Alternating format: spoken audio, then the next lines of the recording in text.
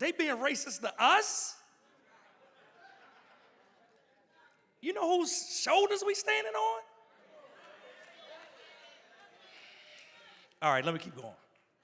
All right, number 4, right, I want you to know the core levers. Now, we've identified like 25 different levers you can pull in your business, right? Levers meaning, hey, you know what? When you pull a lever, you don't pull it that far. You make a small pull, but it makes a big impact. Think about it like a hinge on the door. Hinge on the door is how small, right? Like this small. But you move that thing a few degrees this way, a few degrees that way, you'll totally open or shut the door. Everybody with me? So when we talk about the levers, I want to talk about real quick the 4 core levers, right? I call it pure growth, P-U-R-E, proposal systems, upsell system, referral system, experience system. If you got customers right now in your business, you can leave this conference and make more money immediately. Everybody say immediately. And I don't care if you got 2 customers a month, that's cool. 20, 200, 2,000, 20,000. Implement these 4 things, you'll make more money. When we talk about number 1, right, proposal system. This is what I found with too many of our black businesses. How many of y'all, like proposal is part of what you do? You got to send a proposal out in order to make money. Let me see by show of hands. Now, right, about 30% of the audience.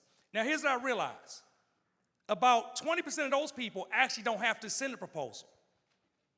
The problem is that they're just not ready to actually give a price when they're talking to the person for the first time. Now, that boils down to 2 things, right? The first reason they're not ready to give a price is because they don't have a systemized way to actually do their pricing structure. For a while, we had an agency-based business, right? We built websites, funnels, all kind of stuff like that. We don't do it no more. Don't ask me about it on the side. But when we did, people only had 3 choices. You can get this, this, or this. And when I talk to people on the phone, how many choices did I give them? No, 1. The best one for them.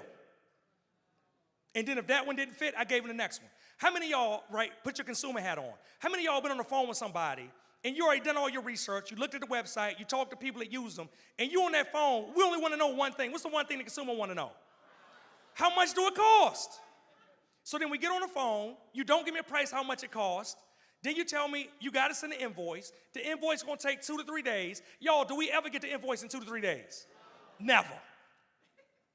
So then instead of 2 to 3 days, you send it in 2 to 3 weeks, and then you don't follow up. And when I ask the entrepreneur why you don't follow up, you say, because I felt bad because I sent it late. You messing with your own money. Got quiet in this joint. All right. Next level, right? Level number 2 we're going to talk about is upsells. Now, when I talk about upsells, right, I like to use examples. When Ray Kroc went in and he stole McDonald's, he partnered, borrowed, whatever, right? One of the things McDonald's has done a great job at is when you go in, you say, hey, you know what? Can I get a Big Mac? What are they going to ask you? Do you want fries and a drink with that? Do you want a combo? Do you want a meal? Now, check this out. Over the years, what they've done is they've actually changed the language because your buyers will get fatigued over hearing the same thing over and over again. So they still do the same thing. They just talk about it differently. That is a what? No, it's a nugget. Come on, y'all.